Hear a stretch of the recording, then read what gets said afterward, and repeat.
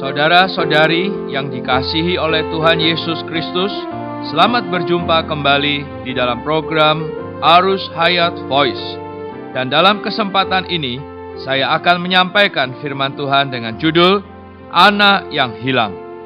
Pembacaan Alkitab diambil dari Lukas pasal 15 ayat 24. Sebab anakku ini telah mati dan menjadi hidup kembali. Ia telah hilang dan didapat kembali. Maka mulailah mereka bersukaria. Perumpamaan ini diambil dari Injil Lukas pasal 15 ayat 11 sampai 24 yang mengumpamakan hubungan antara manusia dan Allah sebagai anak dengan bapanya. Ini menunjukkan bahwa manusia berasal dari Allah. Manusia diciptakan oleh Allah. Meskipun manusia belum memperoleh hayat Allah sendiri, namun hayat manusia yang ada padanya berasal dari Allah. Dari aspek penciptaan, manusia boleh dikatakan sebagai anak Allah. Suatu hari, anak laki-laki yang bungsu mengambil bagiannya dari harta kekayaan bapaknya, meninggalkan bapaknya, dan pergi ke negeri yang jauh. Ini mengacu kepada manusia menjauhi, meninggalkan Allah setelah ia menerima semua kemampuan alamiahnya dari Allah. Di negeri yang jauh dari bapaknya, anak bungsu ini memboroskan semua harta miliknya dengan hidup berfoya-foya. Akibatnya, ia jatuh miskin dan kemudian bekerja sebagai penjaga babi. Ini mengacu kepada begitu manusia meninggalkan Allah, ia segera jatuh ke dalam dosa, menghamburkan hawa nafsunya, menempuh kehidupan dalam dosa, memboroskan segala pemberian Allah kepadanya. Ketika berada dalam kemiskinan, anak bungsu ini sadar, teringat akan kelimpahan di rumah bapaknya. Ini mengacu kepada orang yang berada dalam dosa, yang hidup dalam dosa. Ketika sampai pada jalan buntu, ia teringat akan Allah, teringat akan berkat Allah.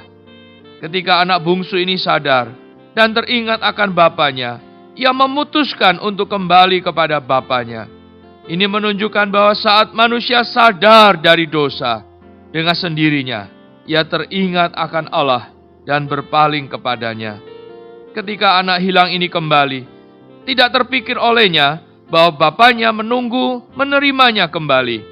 Ia berpikir bahwa ia akan mengetuk pintu berkali-kali dan bapaknya akhirnya menyuruh orang lain membukakan pintu. Ternyata, bahkan sebelum ia tiba, saat jaraknya masih jauh, bapaknya telah melihatnya dan berlari mendapatkannya. Siapa sangka, bukan dia yang balik kepada bapaknya, melainkan bapaknya keluar rumah untuk menyambutnya. Ini memberitahu kita bahwa bukan orang dosa yang bertobat yang berpaling kepada Allah, melainkan Allah sedang menunggu untuk menerima orang dosa yang bertobat. Banyak orang mengira bahwa mereka harus berdoa kepada Allah untuk waktu yang lama sebelum Allah mendengar doa mereka. Siapa tahu, ternyata sejak lama Allah telah menunggu untuk menerima orang dosa yang bertobat. Begitu melihat anaknya, bapaknya tergerak oleh belas kasihan. Hati bapak tergerak, kemudian ia berlari mendapatkan anaknya, merangkul dan mencium dia. Berlari ini memperpendek waktu dan jarak di antara mereka. Berlari melibatkan kaki, merangkul leher anaknya melibatkan tangan, mencium melibatkan mulut yang dapat mengekspresikan emosi.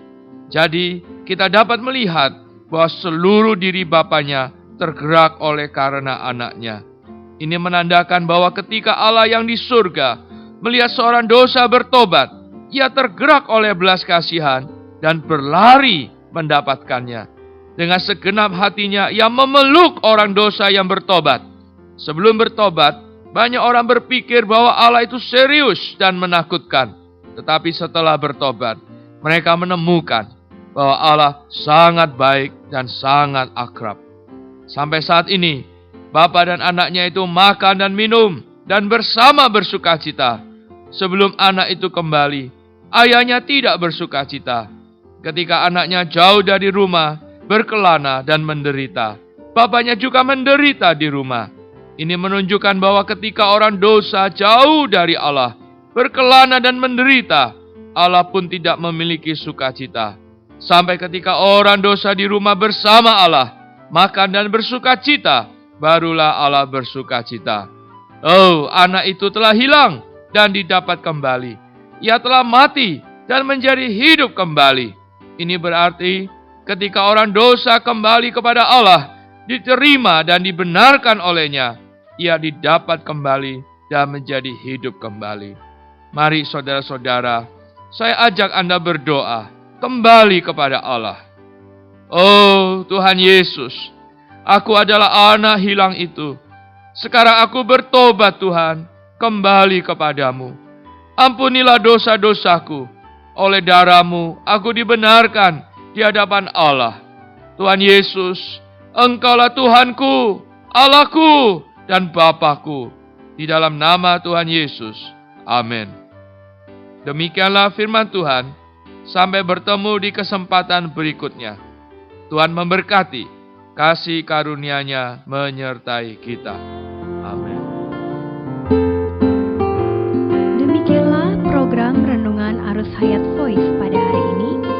Dan jika Anda tertarik untuk memiliki voice note tersebut beserta seri-seri sebelumnya, Anda dapat mendownload di website kami www.pemulihan.or.id atau menghubungi kami via BlackBerry di nomor PIN 282554-7F dan 280943C8. Semua respon beserta pertanyaan juga bisa dikirimkan langsung melalui Facebook kami di Arus Hayat Voice atau melalui email di arushayatvoice@gmail.com. Tuhan Yesus memberkati kita semua.